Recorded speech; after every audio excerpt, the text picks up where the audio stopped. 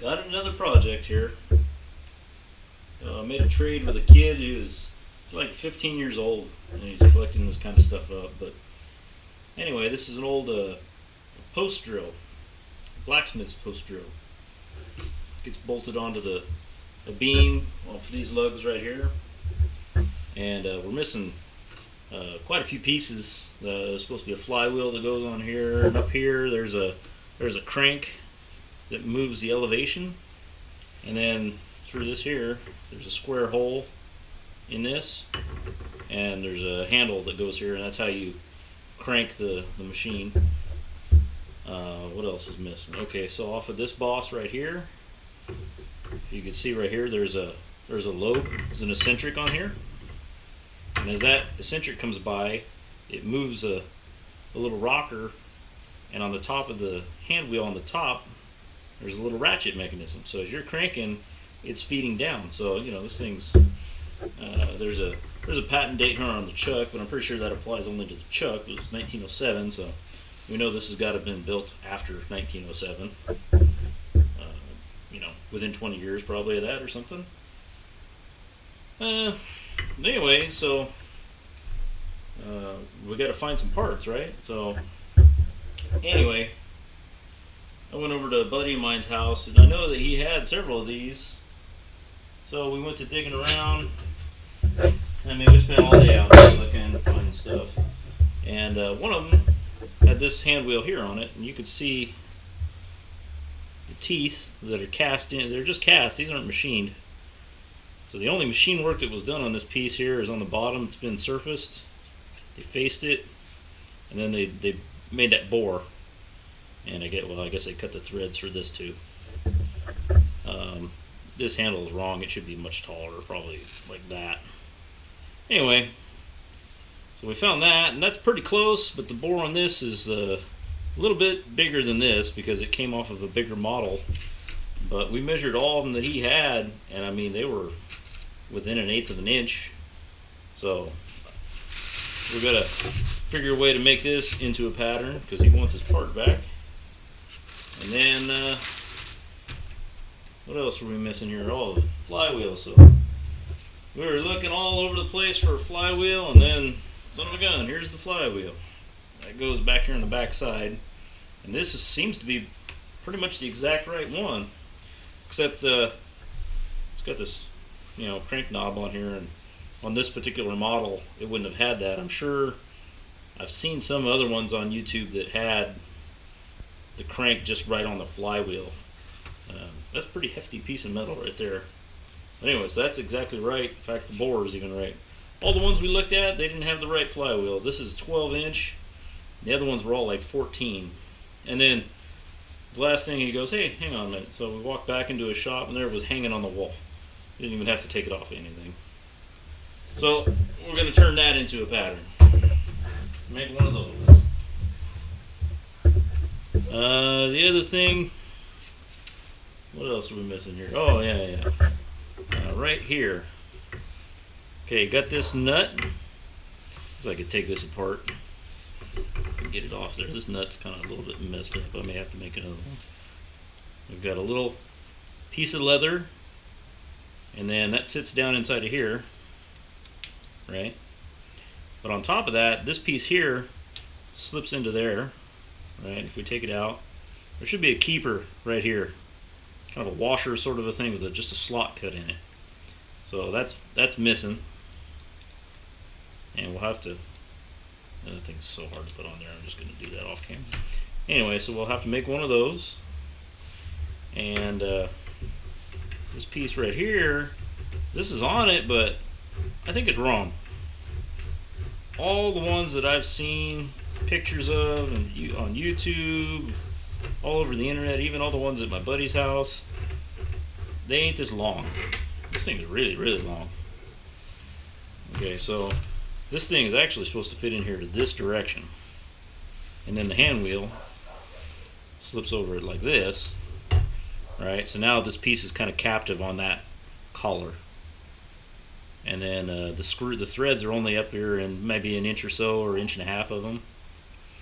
And anyway, this one here, for some reason, it won't fit. Like I said, I don't think it's right. But I mean, it absolutely fits like it should. That's pretty good. Pretty decent fit for one of these things. They're not very high precision equipment here. This is just to put a hole in something, you know. You wouldn't want to be trying to do really high accuracy work on one of these. But we kind of figure out if we face off a quarter of an inch or so of this here, it should go. It just almost makes it right now. I mean, it's very close, but enough that it can't get in there.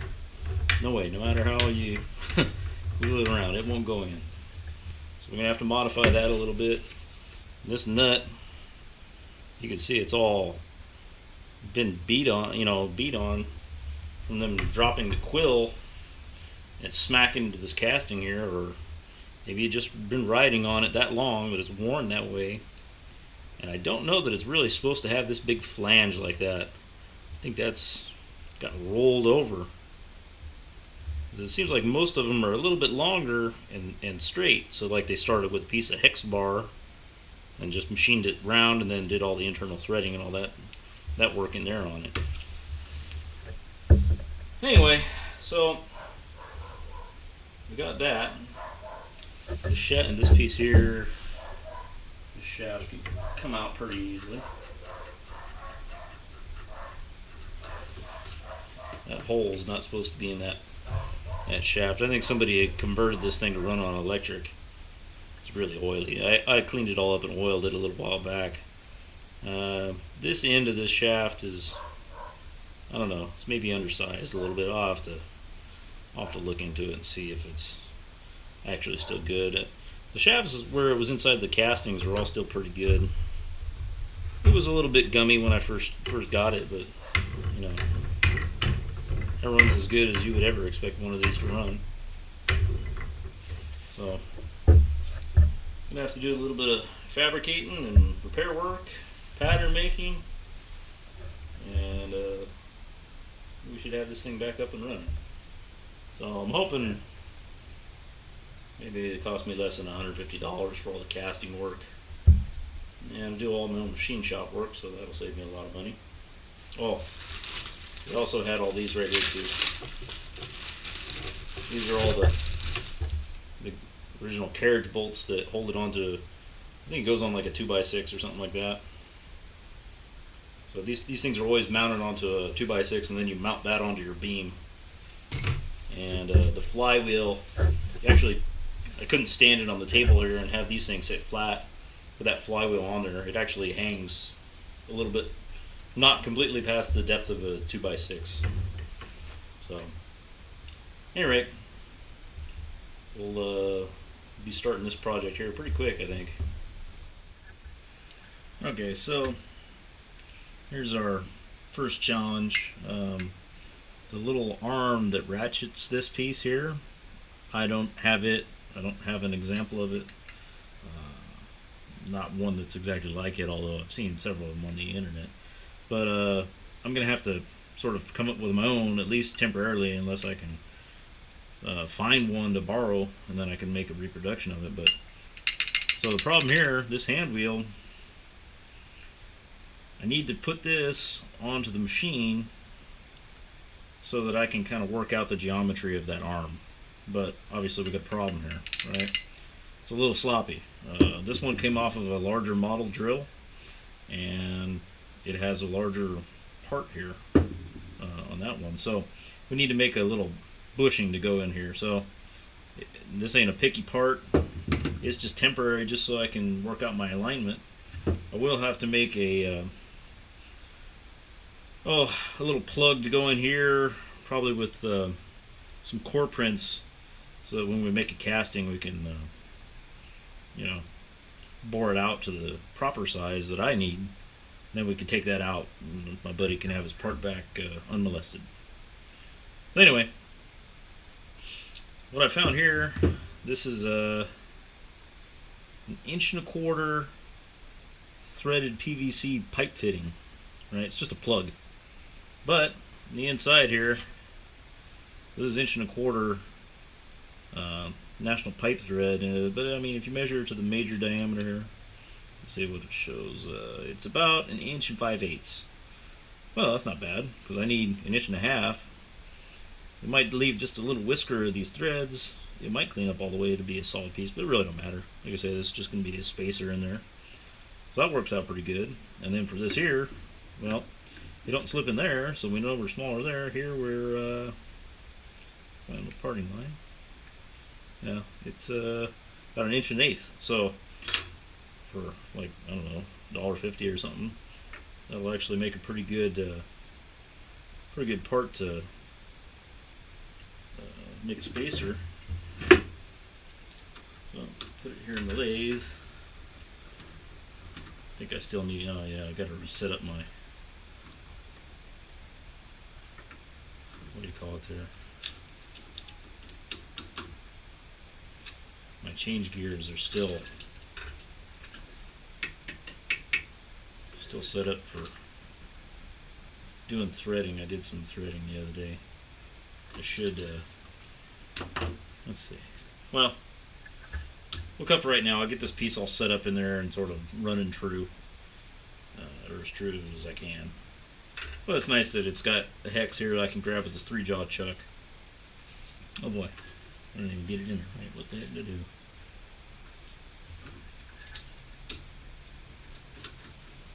Yeah, how did that happen?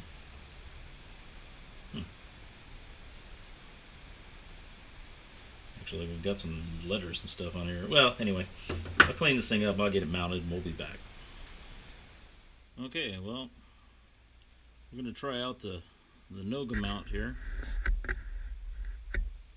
I fooled around with a little bit of threading the other day, and I made a little stud with 1/4 inch 20 and 3/8, so it'll fit into the Noga indicator holder now. I suspect this is going to be a very bouncy ride, so try not to put you through too much. Let's see here. We probably ought to go a little bit slower. Since this is plastic.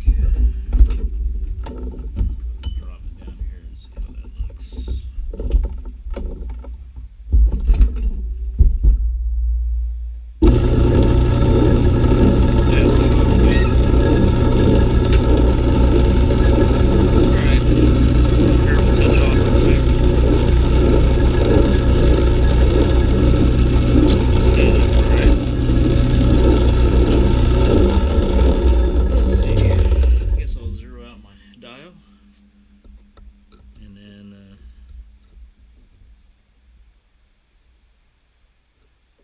Jumping the gun here a little bit, but alright, so the OD of this part needs to be 1 inch 433 thousandths, you know, minus a little bit, plus nothing. If it's plus, it ain't gonna fit in the bore here. I guess it's plastic, it could. So let's have a measure here and see what we got right now.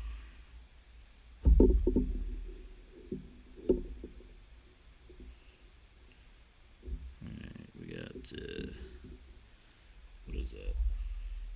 It's 1 inch 635 thousandths. Alright. 1 inch 635. So we gotta go just about 200 thousandths. Almost exactly. Alright. So let's go ahead and dollar in 50, I guess, and see what we get.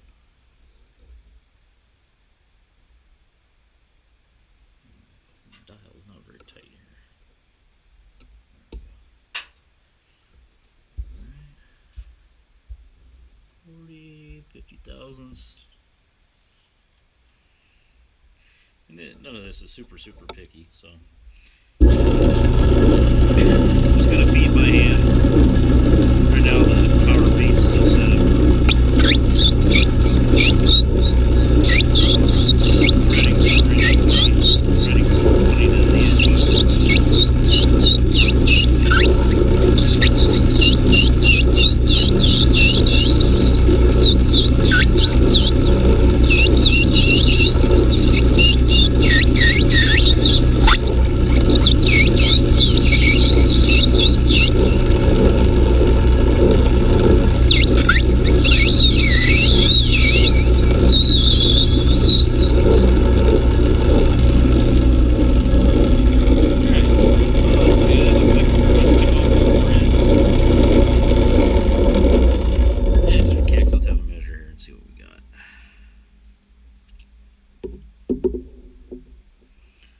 Alright, that's 1 inch, 670, like 4.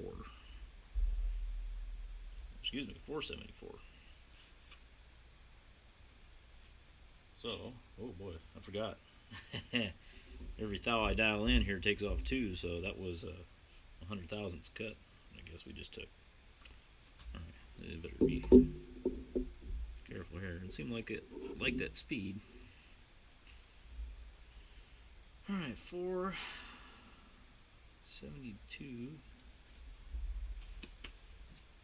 Where's that calculator when you need one? Should give us about a 20,000ths cut.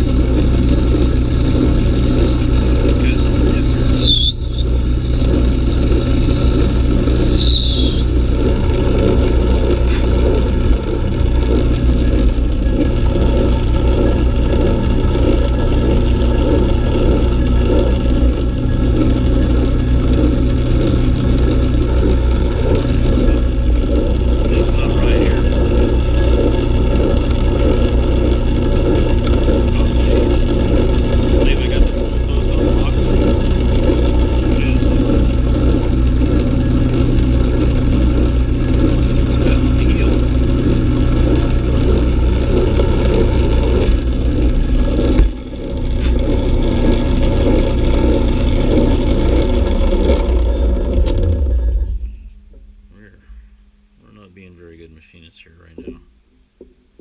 Let's see, what do we got here?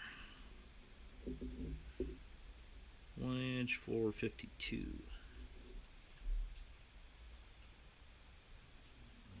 We're gonna have to turn this tool post just a little bit though, because we're not cutting right.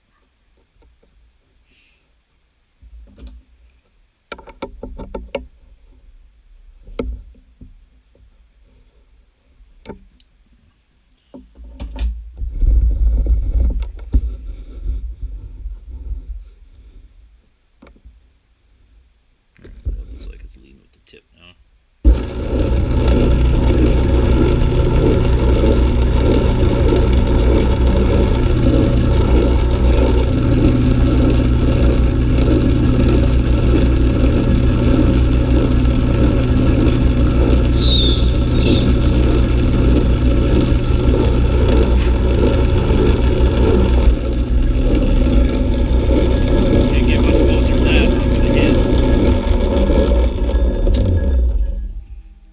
Jaw with the tool bit. Alright, let's see what we got here. Okay, 1 inch, 450. Come on. Showing 452 there. Yeah, a little bit more out here. Showing almost 1 inch, 460 here. 58.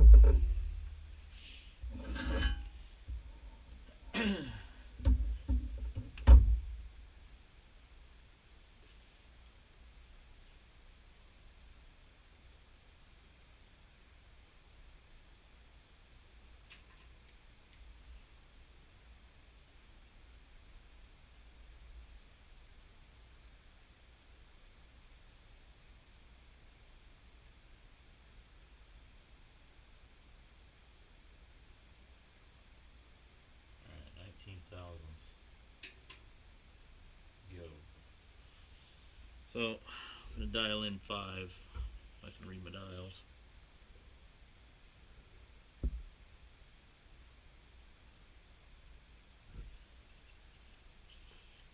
Let's see how long we are.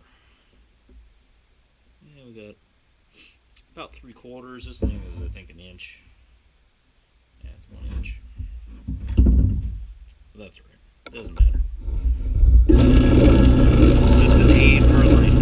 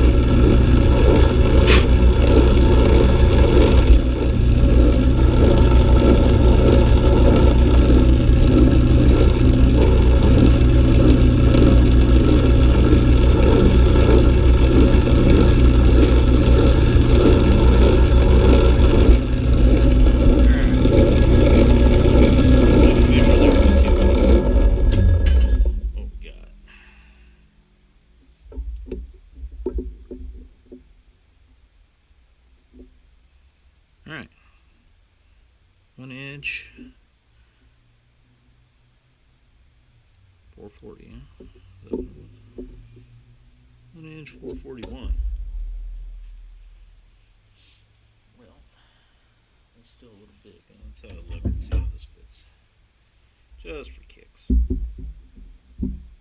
Well, we'll go.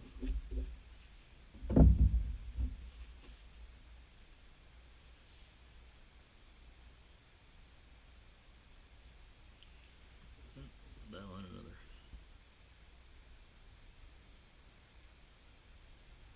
5/1000. We should be really close. You know, we're gonna go like 6. All right.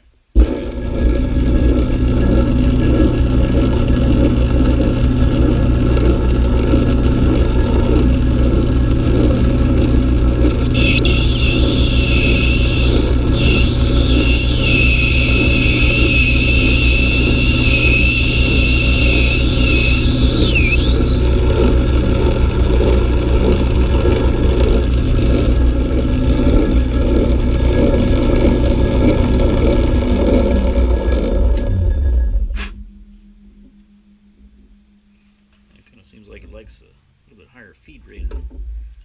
It's cutting really nice. It's just PVC pipe fittings, nothing fancy here. All right, that I believe should go.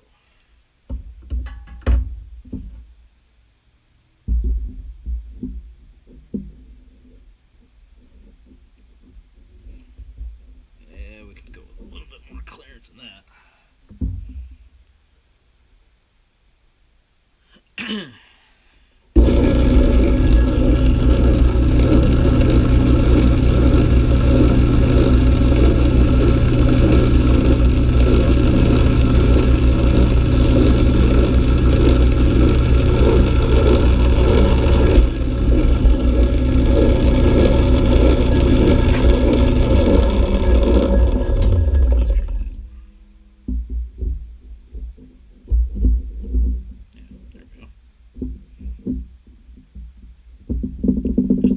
But that's good enough for this.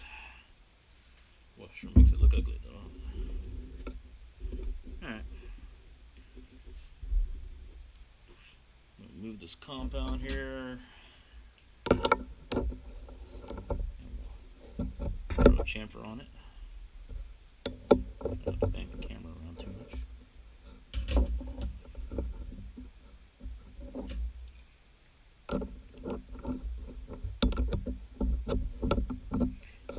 Dedicated wrench for doing this. This old Ford wrenches. Yeah, it's a little weird using on here sometimes. Alright. Okay.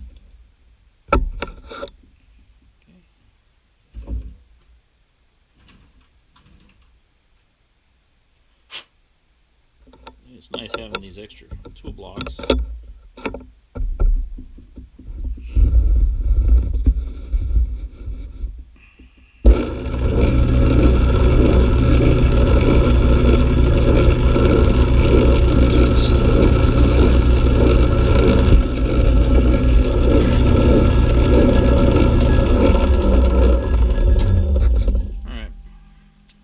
Set up to drill a hole, and then we're gonna bore the ID, then we'll come back and part it off.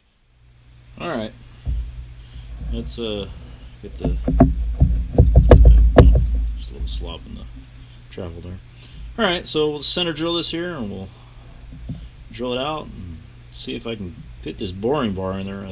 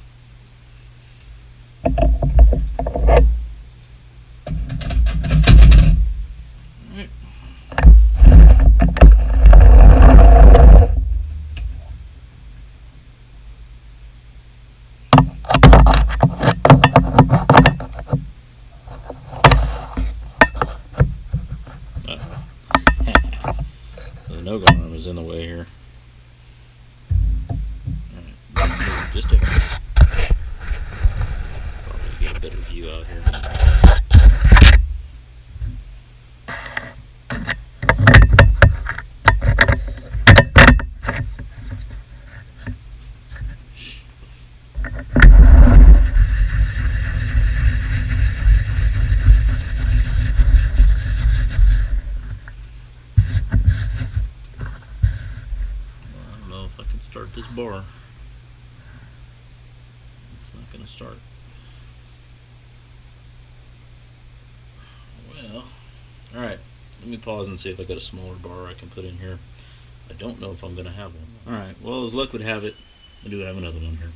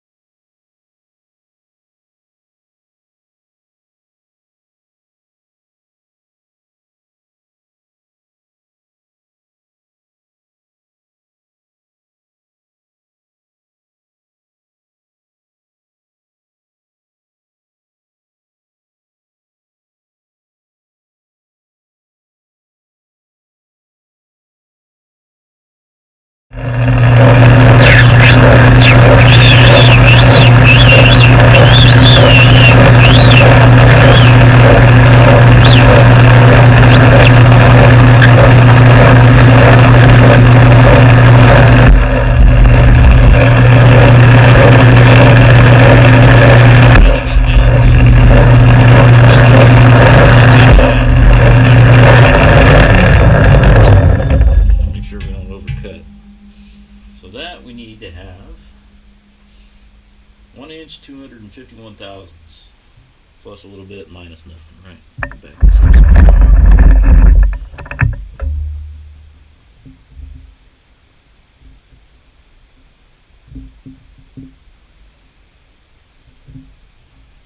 Okay, we got 1 inch. Oh, overcutting here. That's 1 inch 110 thousandths. That's probably too much already. It's a good thing I stopped early. Let me check here. See how this fits. If it's good. Oh, hang on, what the heck? Oh. What did I say? It's 1 inch 110. Oh, we need 250, so we're gonna need more than that for sure. Thinking on the OD instead of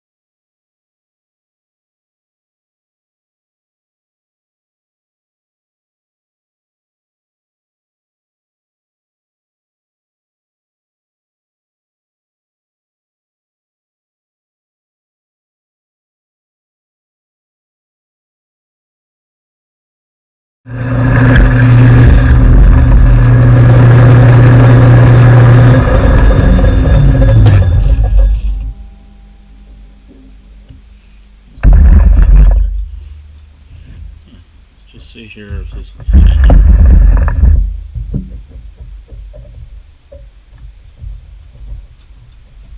Oh. Taper on my bed here is getting us right now. Another couple thousandths.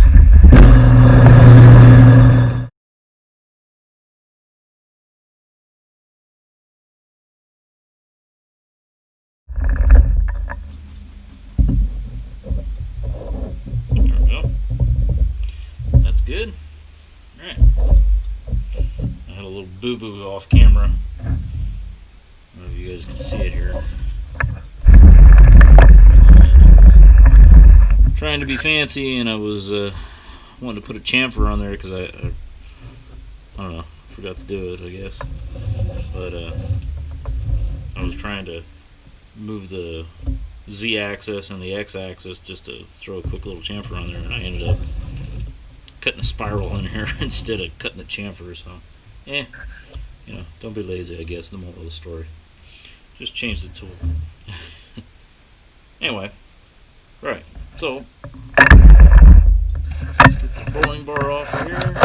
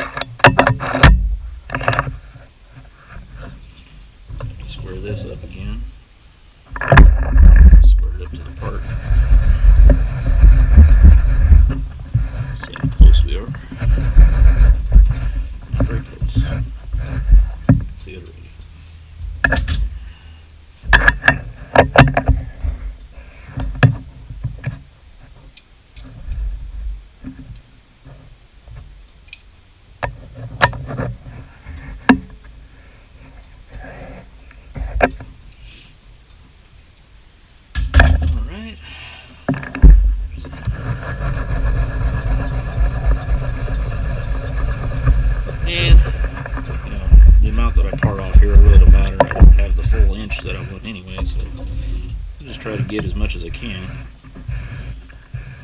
My boring bar, I think, was, or excuse me, parting tool was a little bit dull the other day, and it snagged and sucked the tool underneath the part I was trying to part off. That was all bad. So hopefully this works better.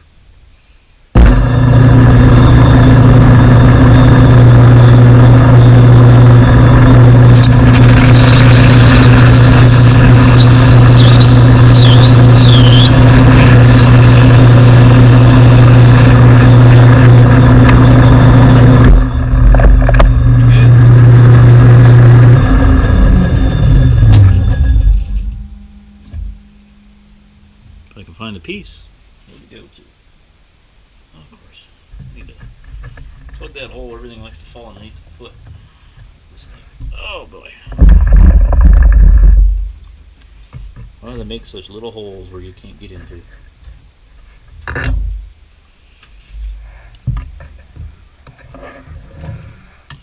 we go. Alright. There's that. Yeah, I couldn't, I was trying to put it into the 3-jaw chuck earlier, and I was like, I don't know what the heck is going on. It wouldn't go in there right. And I realized this is an octagonal nut. You know, there's 8 faces on there, not 6. Anyway, so here's this piece. Let's see how it fits.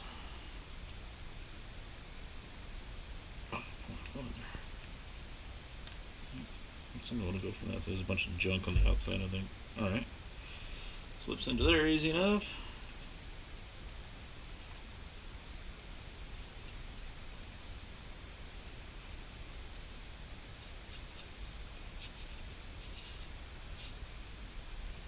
Alright. Now, that's pretty good alignment. So now I can drop this into the top of the drill, and I can work out, you know, this will be sitting in the proper position instead of this, you know, hand wheel slopping all over the place. Well, that's part one. Maybe before I get too involved in working on this stuff here, I might go and build that little keeper for the quill.